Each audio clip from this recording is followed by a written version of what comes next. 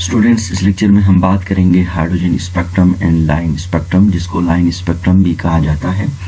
और इसी वीडियो के अंदर ही origin of hydrogen spectrum on the basis of Bohr's model, हम बोहर के मॉडल के ज़रिए से भी हाइड्रोजन स्पेक्ट्रम को हम डिटेल में डिस्कस करेंगे।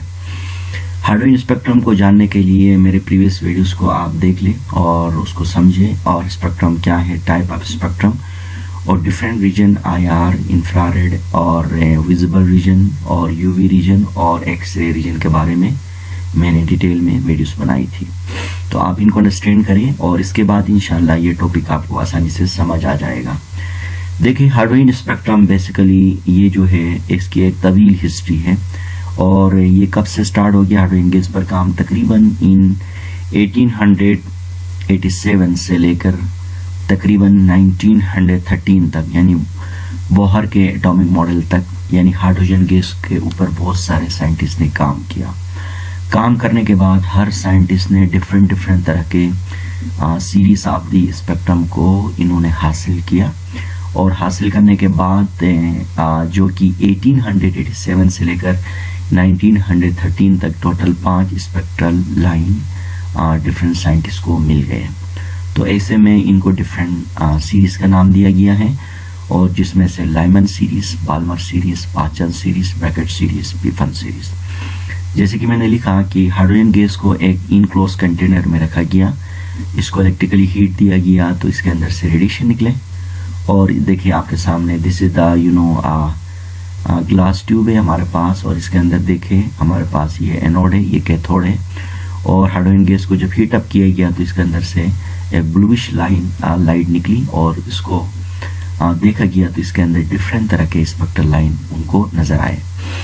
तो ऐसे में इन लाइन को डिफरेंट सीरीज का नाम दिया गया, जिसमें से लाइमन सीरीज।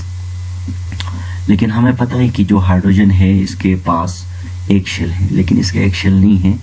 हाइड्रोजन के पास डेफिनेट यानी इनडेफिनेट शेल्स है, यानी इसके अंदर बहुत ज़्यादा ला इंतहा शेल्स होते हैं। ये डिपेंड करेगा कि इलेक्ट्रॉन किस शेल में रहता है।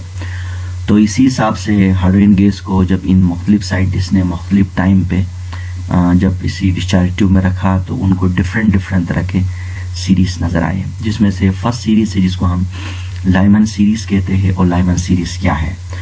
जब हाइड्रोजन गैस को हीट किया गया तो हाइड्रोजन गैस में से इलेक्ट्रॉन यानी किसी भी शेल से, यानी 1 से एक्साइटेशन स्टेट में चला गया, और उसके बाद 2 से 3 से 4 से जब इलेक्ट्रॉन किसी भी शेल से जब 1 पे आकर गिरा तो उसके दौरान जो स्पेक्ट्रल लाइन पैदा हो गई, तो that line are known as the Lyman series. इसी तरह से इलेक्ट्रॉन 2 के अलावा, यानी 2 से अपर शेल जहां 3, 4, 5, 6 या इन्फिनिटी से गिरेगा, 2 पर गिरेगा, और उसी दौरान जो स्पेक्ट्रल लाइन पैदा होगा, that lines are known as the Balmer series कहते हैं। ये लाइमन, बाल्मर, ये बेसिकली साइंटिस्ट के नाम है। और पाचन सीरीज हम किसे कहते हैं? देखिए, हाइड्रोजन गैस को जब हीट अप किया गया तो इलेक्ट्रॉन 4, 5, 6, 7, 8 या इन्फिनिटी से गिरेगा 3 पर, तो उसी दौरान जो स्पेक्ट्रल लाइन पैदा होगा that is known as the Paschen series. और इसी तरह से इलेक्ट्रॉन जब 4 पे गिरेगा किसी भी शेल से, यानी 5, 6, 7, 8 और इन्फिनिटी से, that will be known as the Brackett series. Brackett is the name of the scientist. और इसी तरह से इलेक्ट्रॉन 5 पे गिरेगा 6, 7, 8 इन्फिनिटी से, तो that series is known as the पी1 सीरीज। तो देखा गया तो पता चला कि जो बाल्मर सीरीज है ये बेसिकली विजिबल रीजन में क्या करती है, फॉल करती है। और लाइमन सीरीज क्या है, UV रीजन में।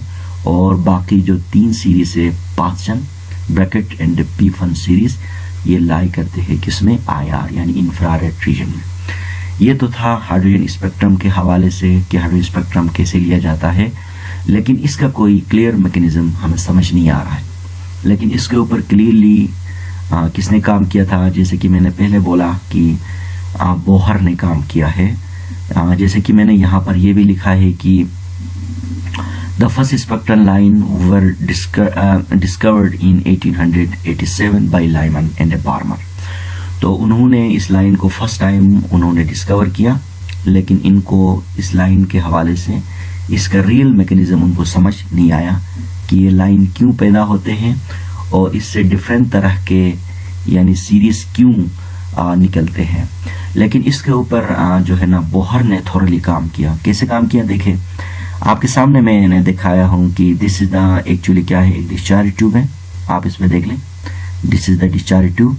और इस डिस्चार्ज ट्यूब के अंदर हमने हाइड्रोजन गैस को रखा है और इस गैस को with the help of electric current Bohr ने इसको हीटअप किया।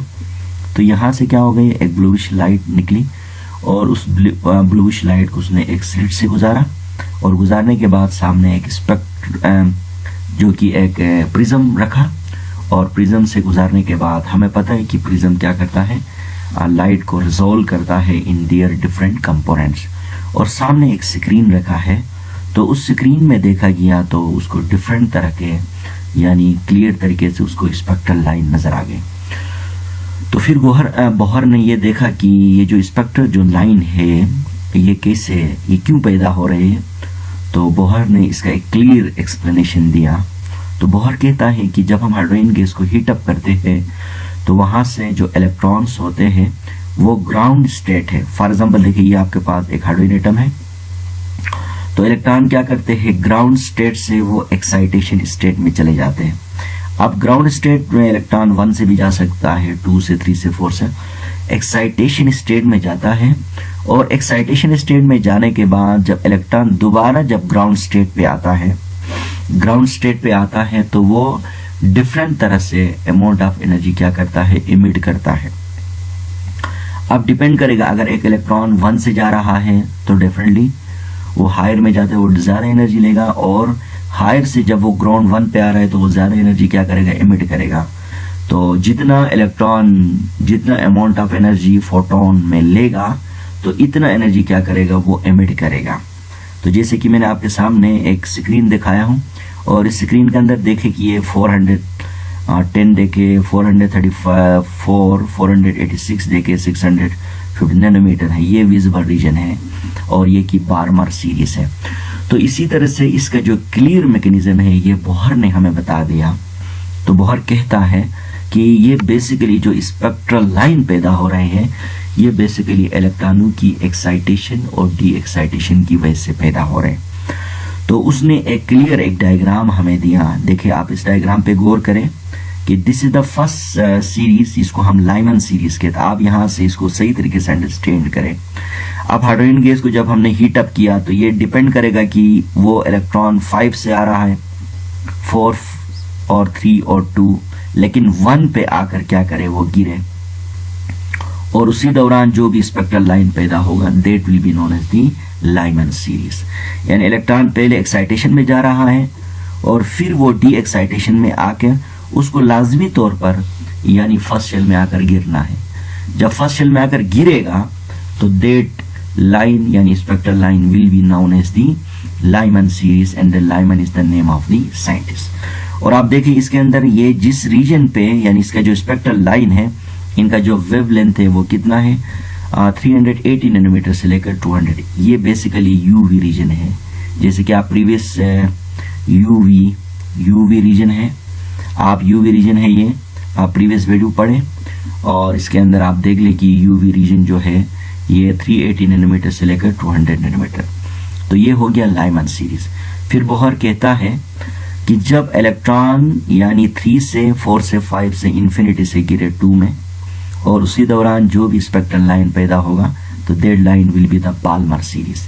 अब आप देखिए ये जो बाल्मर सीरीज है इसका रेंज क्या है, 380 से लेकर 700 नैनोमीटर है।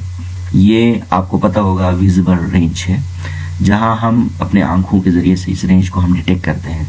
हमारी आंखें जो है 380 से लेकर 700 नैनोमीटर को देख सकते हैं। इससे नीचे और इससे ऊपर देखने के लिए हमें किसी चीज की जरूरत होगी, किसी आले के जरिए से हम देख सकते हैं, बाकी डायरेक्ट हम इसको डिटेक्ट नहीं कर सकते हैं। तो लिहाजा हम जो बार्मर सीरीज जो हाइड्रोजन पैदा कर देता है इसको हम देख सकते हैं। और इससे जो नेक्स्ट सीरीज है इसको हम पासचंद सीरीज कहते हैं।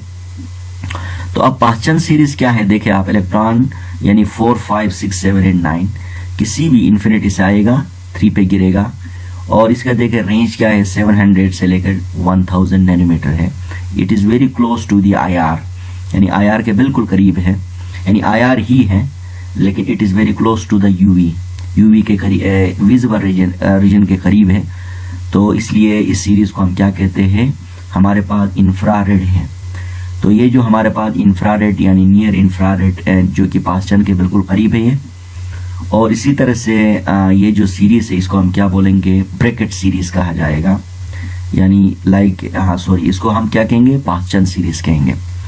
तो पासचंद सीरीज क्या है, हमारे पास 700 से लेकर 1000 नैनोमीटर के बीच में है। और इसके बाद इलेक्ट्रॉन यानी 5, 6, 7, 8, 9 और इन्फिनिटी साइन 4 पे आकर गिरे और उसी दौरान जो भी स्पेक्ट्रल लाइन पैदा कर देगा, that will be known as the Brackett series. और इसका रेंज भी क्या है, हमारे पास 700 से लेकर 1000 नैनोमीटर है। और इसके बाद लास्ट जो रीजन है वो हमारे पास क्या है, पी-फन सीरीज है। इलेक्ट्रॉन जहां से भी आए लेकिन 5 पर आकर गिरे तो that will be known as the Pfund series. और ये सीरीज भी क्या है, हमारे पास 700 नैनोमीटर से लेकर 1000 नैनोमीटर, इसलिए ये रीजन भी हमारे पास IR रीजन में फॉल करती है। तो इसी तरह से हमें पता चला कि बोहर के एटॉमिक मॉडल के जरिए से ये बात पता चला कि हाइड्रोजन गैस के अंदर जो डिफरेंट जो सीरीज पैदा हो चुकी थी और जिसमें डिफरेंट साइंटिस्ट ने 1887 से लेकर 1913 तक जो काम किया था, तो उसी दौरान उनको ये नहीं पता कि वो क्यों ऐसा हो रहे हैं, तो फिर बोहर ने उसको क्लियर करके हमें समझा दिया। तो ये बेसिकली इलेक्ट्रॉनों की एक्साइटेशन होती है और इलेक्ट्रॉनों की डी एक्साइटेशन होती है। अब ये डिपेंड करेगा कि मैंने पहले भी बोला था कि हाइड्रोजन जो एटम है इसके अंदर एक शेल नहीं है बल्कि इसके अंदर इन्फिनिटी शेल है, इनफाइनाइट शेल है, लामहदूद शेल है। तो इलेक्ट्रॉन जहां भी जा सकता है और जहां भी आकर गिर सकता है, तो इसलिए डिफरेंट क्या हो गए, सीरीज पैदा हो गए। तो ये बेसिकली एक्साइटेशन और डी एक्साइटेशन। और इसके बाद रेडबर्ग ने क्या किया, एक फॉर्मूला दिया और जो कि wave number is equal to हमारे पास 1.09678 मल्टीप्लाई 10⁷ और into 1 divided by n1 square minus 1 divide 2 square. आप इसके जरिए से क्या कर सकते हैं कि आप किसी भी इलेक्ट्रॉन, फॉर एग्जांपल इलेक्ट्रॉन आ रहा है 2 से 1 पे आ रहा है, तो आप n1 पे लिखें और n2 पे और इनका डिफरेंस निकालें और इस फॉर्मूले के साथ आप मल्टीप्लाई कर दें तो आपके पास वेव नंबर आ जाएगा। तो ये क्लियर जो लेकिन रेडबर्ग ने बहुत से पहले ये इक्वेशन दिया था, लेकिन रेडबर्ग को खुद नहीं पता था कि ये इक्वेशन क्या है, लेकिन बाद में ये मैकेनिज्म हमें बोहर ने समझा दिया। तो इसका पूरा खुलासा ये है कि इलेक्ट्रॉन बेसिकली हाइड्रोजन एटम के अंदर इनफाइनाइट शेल्स होते हैं और वो इनफाइनाइट शेल के अंदर डिपेंड करता है कि इलेक्ट्रॉन की एक्साइटेशन और डी एक्साइटेशन होती है, और जिसकी वजह से इलेक्ट्रॉन मुख्तलिफ शेल्स पे गिरता है, फॉल करता है, और जिसकी वजह से डिफरेंट अमाउंट ऑफ एनर्जी वो क्या करता है, एमिट करता है। तो जिसकी वजह से डिफरेंट क्या होते हैं, कलर्स नजर आते हैं और विजिबल रीजन का कलर हम देख सकते हैं। बाकी इससे ब्लो और इससे हायर कलर को हम जो है ना अपने नेक आई से नहीं देख सकते हैं।